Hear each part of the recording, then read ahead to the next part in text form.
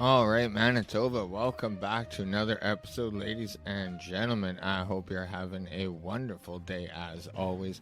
Real fast, Manitoba, like, share, subscribe, do all that good stuff that helps out the show, especially sharing. It really does help.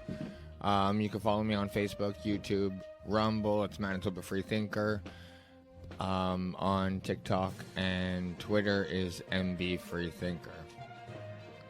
All right, Manitoba. So I would have done a show yesterday, but I had some technical difficulties. And literally 20 seconds before I was about to do the show, I literally just lost two cameras. So once again, more technical difficulties. So yay.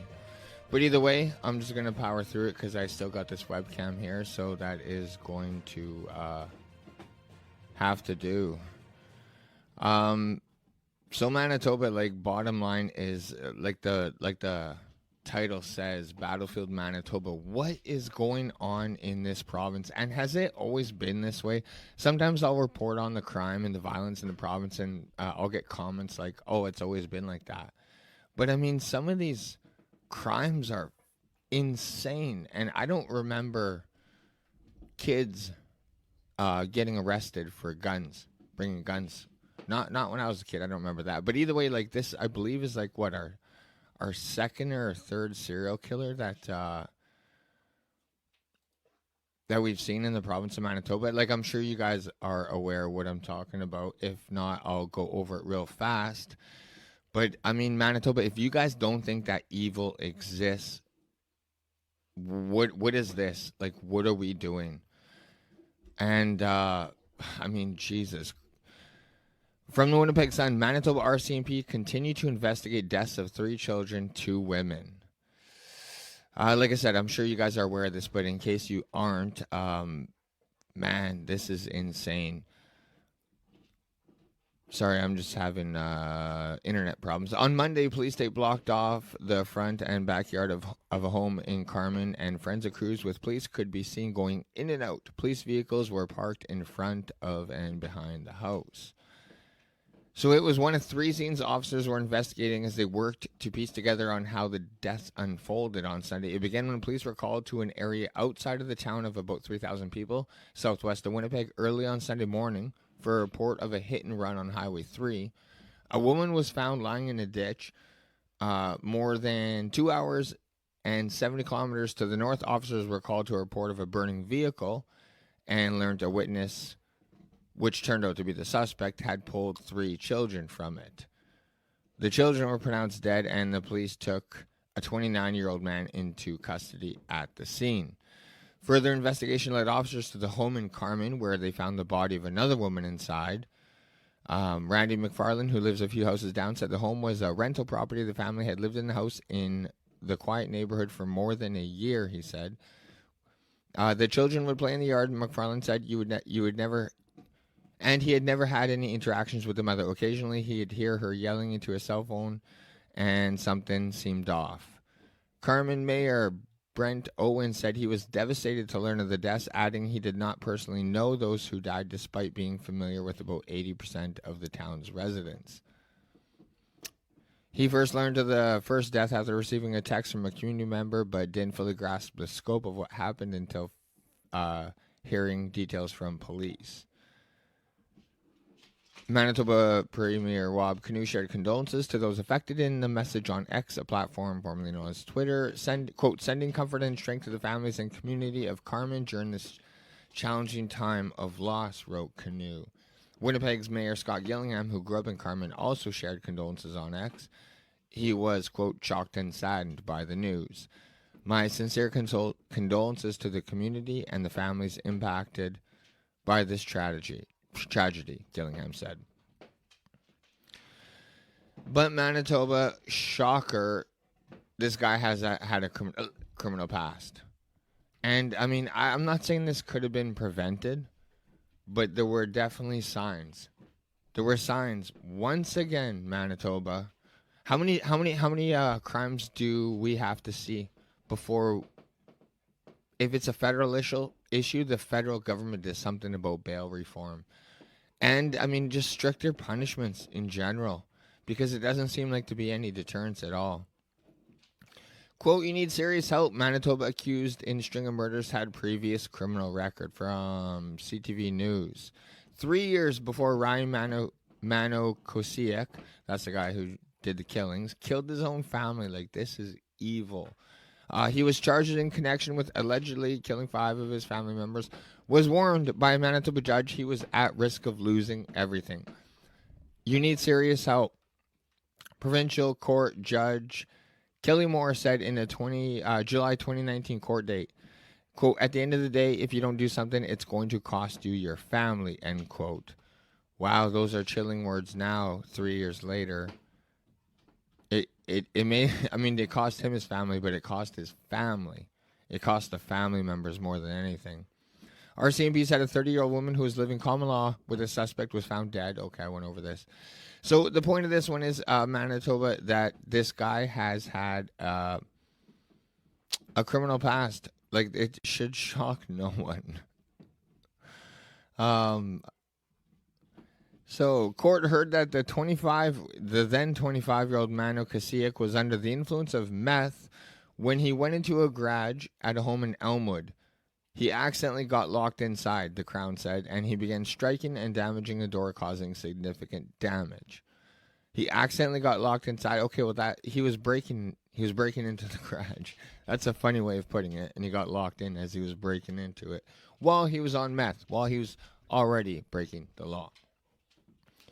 The Crown said police were called and detained him and took him to Health Science Center in a state of psychosis. He was released later that day, and by the evening he was found by police at a Portage Avenue Tim Hortons, where the staff had to call police. He was throwing glass mugs at the electronic display menu. So, at a court appearance for the charge, Mano Kasiak's lawyer said Matthew Muntz said his client dealt with anxiety and depression.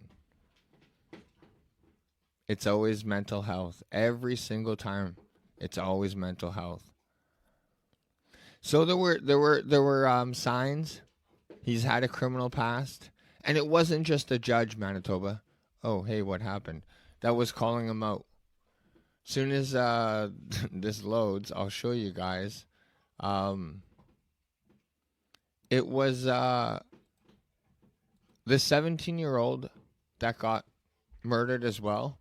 She was placed in that home from foster care, and she was warning CFS again 2 years ago that this Ryan Mano Kasiak character was violent and showed signs of violence in the past, yet CFS still placed the 17-year-old girl with his family. The grieving mother of the teen who was among the family killed in Carmen, Manitoba over the weekend is demanding answers, saying her daughter was placed in a home where she died by Winnipeg Child and Family Services, despite warnings that it wasn't safe. So she said about 10 months ago, Winnipeg CFS placed her daughter in the home with Mano Kasiak, and Clearwater, that was the wife or the girlfriend of Mano Kasiak that was murdered. Though not related by blood, Maya Lee, that's the 17-year-old, called her Auntie Mandy. Hastings said Maya Lee had requested CFS put her in the Carmen home following an argument with her in April 2023, and CFS gave in. And from the mother of the 17-year-old, quote, he would throw things, he would yell, he would punch the walls, he would hurt members in the family there, Hastings said. She lived with Clearwater for a short time and was concerned about Mano Kasiak's behavior which she described as scary. On more than one occasion, Hastings said police were called to the home due to Mano Kasiak's episodes. Manitoba RCMP would not confirm it if they had been called prior to the killings on Sunday, saying that forms part of the ongoing investigation. Mano Kasiak has previously been charged in 2021 with 2 counts of impaired driving causing bodily harm. In 2019, he pled guilty to a charge of mischief following a break-in while under the influence of meth. So, I mean, Manitoba, this is a horrible story. Like I said, it's fucking evil. But I'm just saying there were signs, and they were all ignored. And once again, we have a repeat offender going off the deep end. And again, this is not the first time in the province that we've seen this. Manitoba, I am having some internet problems. Like, this is insane. I'm going to try and shut down this.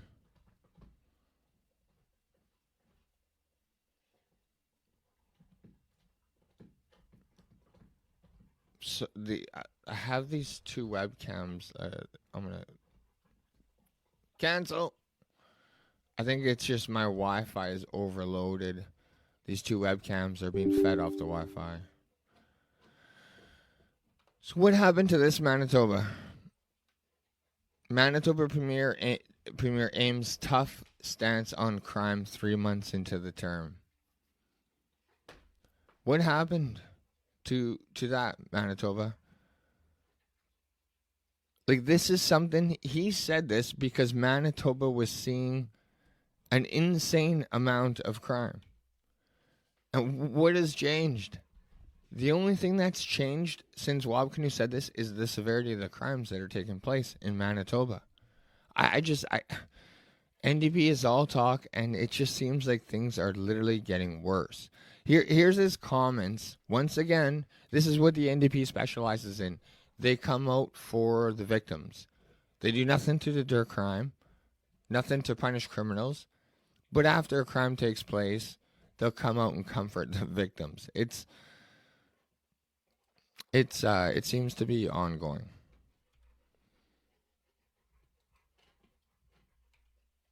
Here's what he said. I remember what it's like to hold a 2.5-month-old in my arms. I remember what it's like to walk a 4-year-old to nursery. I remember what it's like to hold the hand of a 6-year-old while you're crossing the road. I remember what it's like to be there with a 17-year-old. Should be thinking about grad clothes. And I know what it's like at the end of each day to share a laugh with my wife. And I think people from all walks of life in every part of this province understand these bonds because these bonds are sacred. And this time is difficult for us right now because these sacred bonds have been broken in our province. And there is no context. There is no explanation that can make this okay. This is pure darkness. But I want to say to the people of Manitoba that we are not helpless in the face of darkness. We can take action and work together to protect the vulnerable. We can offer comfort. We can offer support. We can find support in faith. I know that there are many people who will be thinking of the book of Job tonight. It asks us to grapple with the age-old question of why do bad things happen to good people? When you think about a 2.5-month-old, it's impossible to imagine that there's anything that could justify what took place. The same could be said of every other victim in this terrible tragedy. And yet faith may not provide us with an easy answer. It does provide us with a direction.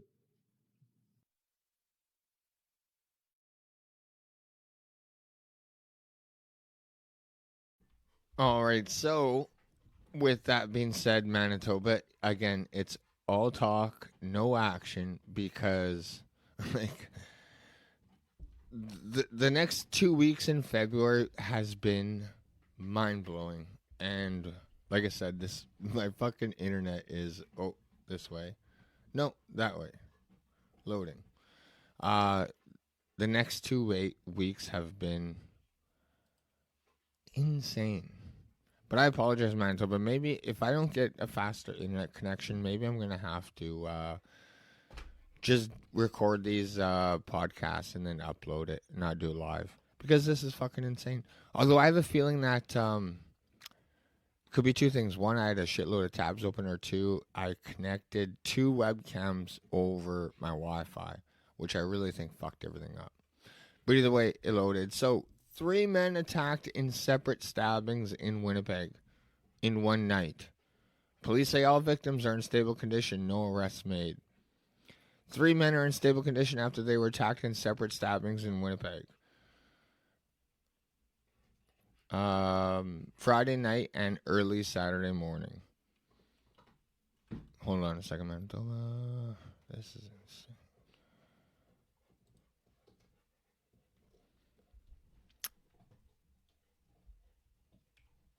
Okay, so the first attack happened around 8:40 p.m. Friday around Donald Street and Portage Avenue. Police said in a news release Saturday, a man in his 40s was taken to the hospital in unstable condition but was later upgraded to stable.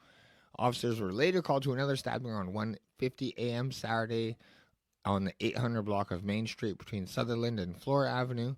They found a man in his 20s with multiple injuries who was given emergency medical care before he was taken to hospital in unstable condition. And around 4 a.m. Saturday, officers were called to the area on Church and Main for another report of a stabbing. In a news release, the victim in his 30s was given emergency medical care and then was taken to the hospital. Police say that the attacks are not being linked at this time, and no one has been arrested. But Manitoba, that's not all. Man stabbed on Winnipeg transit bus while being called racial slurs.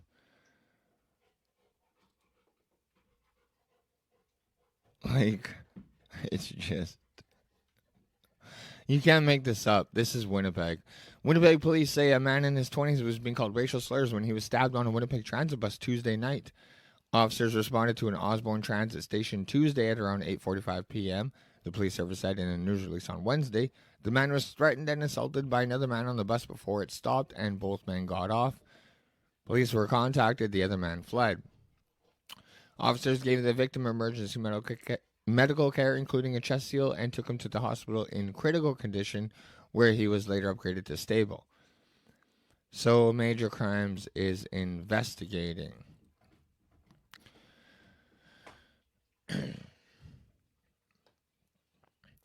So, another one. Believe it or not, Manitoba, these are all different. A Winnipeg woman has been charged in connection with a stabbing on Sunday in the city's north end. The Winnipeg Police Service began to investigate around 8:05 p.m. on Sunday when officers received a report of a fight involving area residents in the 600 block of College Avenue. When police got to the scene, they found a 30-year-old woman with multiple stab wounds. Officers provided emergency medical care, applied a tourniquet and a chest seal. The victim was taken to a hospital in unstable condition, but has since been upgraded to stable. There's a 40-year-old woman who is charged with aggravated assault and a possession with a weapon. She's in custody. I don't understand when you stab someone multiple times, why you're only being charged with aggravated assault. Like, when you stab someone, aren't you trying to kill them? I don't understand why it's not attempted murder. So they'll do a couple months in jail and be out to do it again. That is Winnipeg. I wouldn't be surprised if all these people, obviously I haven't looked into it, have prior interactions with the law. You know what I'm saying? One man found dead in North End, 3 fleeing scene. Winnipeg police say the death of a man found in a suite in the North End residence where armed men were believed to be present is being treated as a homicide. At 2:40 a.m. on Thursday, police said multiple districts assisted by the Air One helicopter arrived at the multi-room residence in the 300 block of Magnus Avenue and found 3 suspects fleeing the residence. One with a firearm. They were arrested without incident. An adult male was found dead within the suite and autopsy is pending. The death is being treated as a homicide. It's just like every night, it's one thing after the next. And like the description says, like it's police, civilian on civilian crime, police on civilian crime, civilian on police crime. It's just everyone's getting it from all sides. And I mean, I besides the video, I played Wob Canoe and like earlier last month, Wob's supposed tough on crime stance. The NDP's been pretty quiet about everything. Fuck, I know I'm repeating myself, but my internet is driving me insane. So, a man 59 fatally shot by Winnipeg police following mental health call. 59-year-old man is dead after he was shot by Winnipeg police on Tuesday. The fatal shooting happened at a Winnipeg home after officers attempted to take the man to hospital for non-voluntary physical examination under the province's Mental Health Act, the Winnipeg Police Service said Wednesday. Police received the order to apprehend him last Thursday and had made several unsuccessful attempts to apprehend him in the following days. At 7:26 a.m. Tuesday, officers went to the home on Magnus Avenue where the man answered the door. He was exhibiting agitated behavior while holding a crowbar. When officers went up to the man, he sprayed them with a fire extinguisher and fled inside the home, locking himself in. Police then called a tactical support team. Those officers tried to speak to the man but were unsuccessful.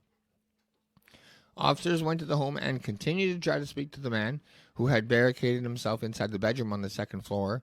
The man again sprayed the officers with a fire extinguisher, and after some time he left the bedroom and confronted officers with a large-edged weapon. And that's when officers shot the man. They gave the man emergency medical care, including chest seals and a tourniquet. He was taken to a health science center in critical condition and died. So, I mean, again, another man with a knife that is attacking police officers. And it seems a lot similar to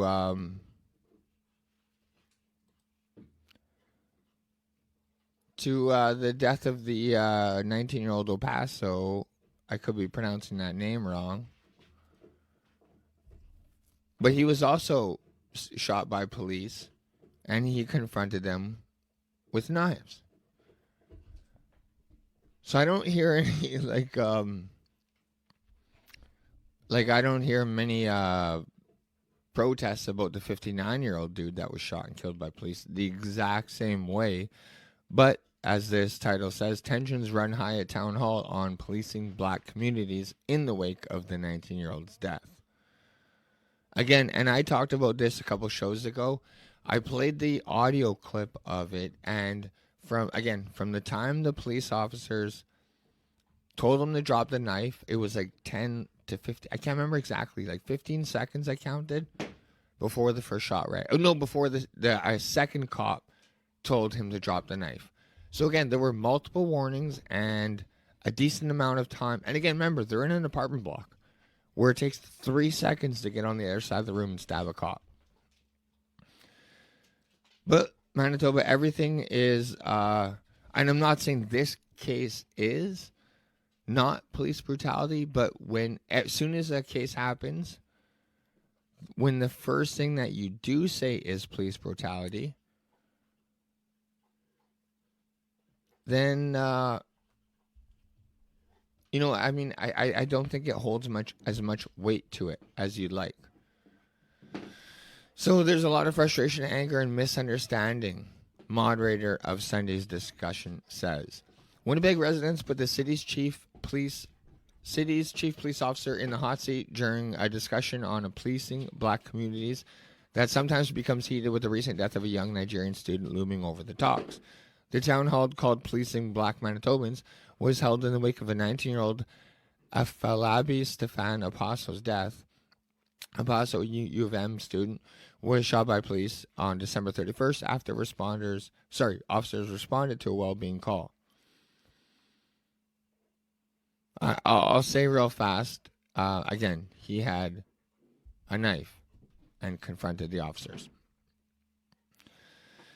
So, where was I? About 70 people showed up Sunday afternoon and packed the African communities of Manitoba offices. Let me see. Chief Police Danny Smythe said and former Chief Devon Clunas answered questions about how the police system could be reformed to better serve residents in what is often a tense exchange of ideas. People at the town hall pointed out El Paso wasn't the only person killed in a police-related incident recently. So far this year, Manitoba's Independent Investigation Unit has launched 2 other investigations into police-related deaths. El Paso's death is being investigated by the Alberta's Serious Incident Response Team. Smythe said early he couldn't address any specifics related to the case. The city can do better. Not what you think, Manitoba. Regardless if someone has mental health or regardless if they're selling drugs, if we see on the news that one of us was killed, I'm going to assume that makes me special not to be killed. Dalili Loka said during the town hall. That's weird. See, that's the problem, Manitoba, when you look at everything through the lens of race. Like she's saying because she's black and this person is black and got shot by police, she is just as likely to get shot by police, which is obviously ridiculous in its face. Unless she's going to come at the cops with a gun or a knife, she's not going to get shot by police. Just like when they shoot a white person, I don't right away think that I'm going to be the next white person to get shot by the police because I'm not going to attack them with a weapon. So it's the same old thing. If a minority is in trouble, it's right away racist. So here's some other, these are a couple stabbings and a couple murders.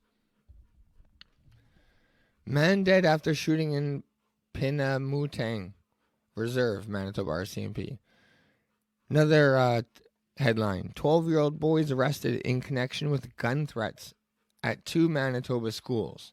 2 different boys were arrested in 2 separate incidences. Bringing with guns. This is insane in Manitoba. Next headline. Opportunity. Not organized crime driving auto thefts in Manitoba. Police say. Another headline. Off-duty RCMP officer beaten in front of Winnipeg Elementary School. So these are some of the headlines that are circulating in Manitoba. And you know, people are gonna laugh at me for saying having the title Battlefield Manitoba, but it's just every time I read the news, it's crazy murders, crazy stabbings, and the NDP just talk. That's all they do. So where was I? There. So that headline about the 18-year-old that. Or the guy that was shot on the reserve, they actually did. They are charging a guy, if this fucking internet would ever load. Man 18 charged with murder, believed to be armed and dangerous and in Winnipeg. So that's the guy that murdered the guy on the reserve. He's out on the loose in Winnipeg, so beware. Drayden Kenneth Ducharme, 18, was charged with second-degree murder on Wednesday, RCMP said. He's believed to have long black hair. That photo's dated.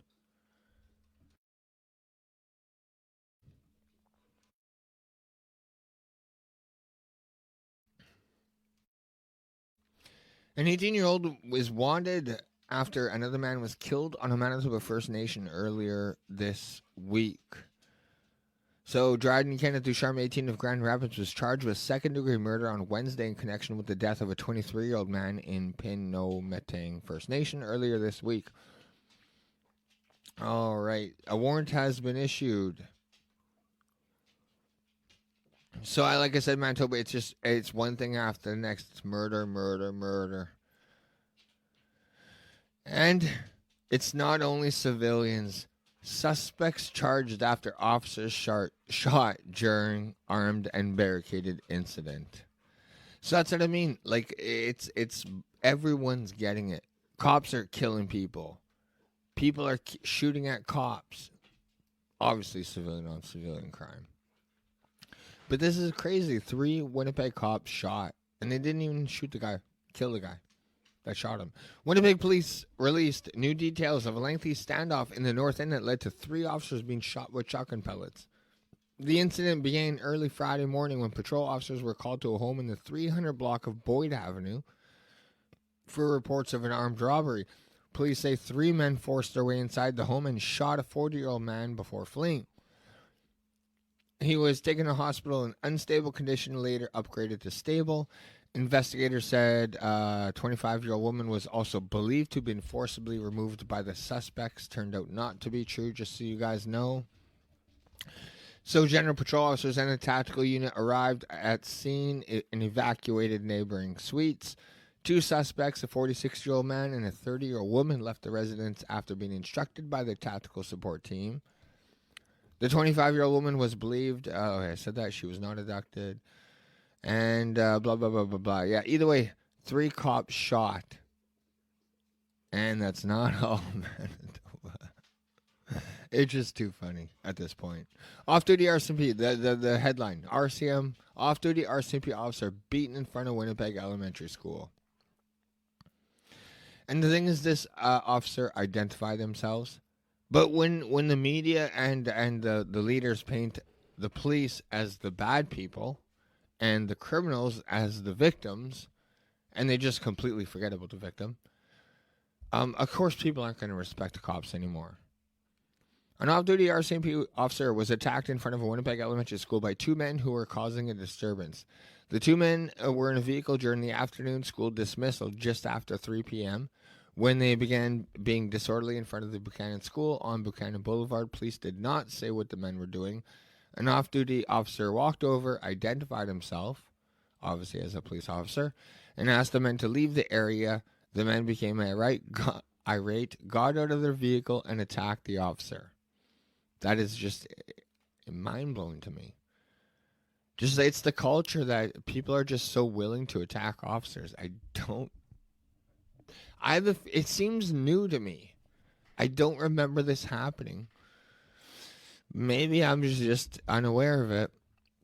Several people witnessed the assault and intervened in an attempt to stop it. Police arrived and arrested the 2 men, aged 39 and 44. The RCMP officer was treated in hospital for upper body injuries. Oh, so I mean, it's just fucking mind-blowing that the state we're in. And, like, Manitoba consistently fights for the murder capital of Canada. Same with Winnipeg. And we just got a governing body that just is willing to say what you want to hear but do nothing. And the last story, sorry, this show sucks. I admit it. This is a bad show. Because right off the hop, my internet has been fucked. And I don't know if it's because I had those 2 computers connected. I don't know if it's because I had like 10 tabs open at the time. Or I don't know if it's because I had these tabs open for like a week because I've actually was supposed to do this show a week ago. And it just got postponed till now. So to be honest with you, I don't even know if I'm going to post this because it was shitty. But these headlines are fucking insane, Manitoba. And the last article I'm going to go over real fast. Manitoba RCMP arrests a woman in baby's death. This is crazy. And this is like the second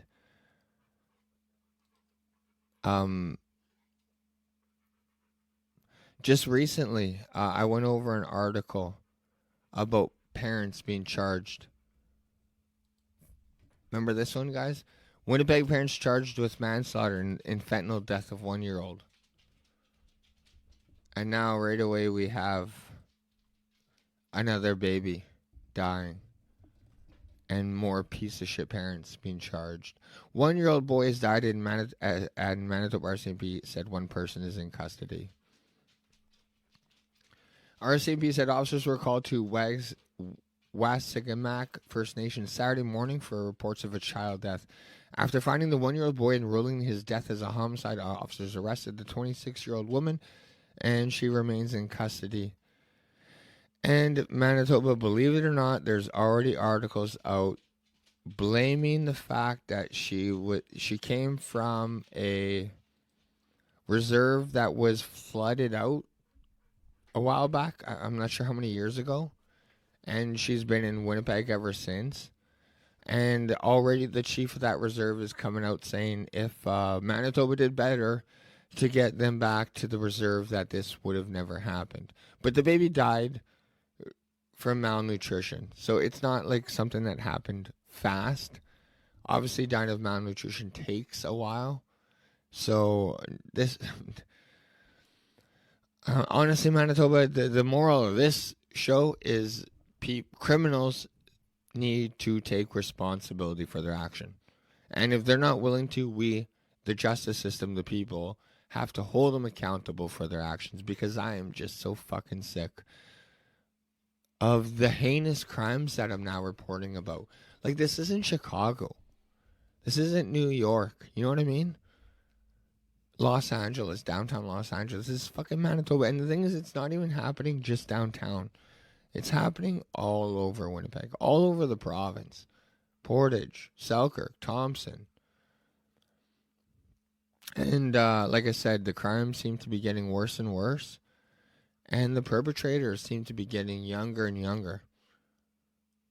And the media, and like I said,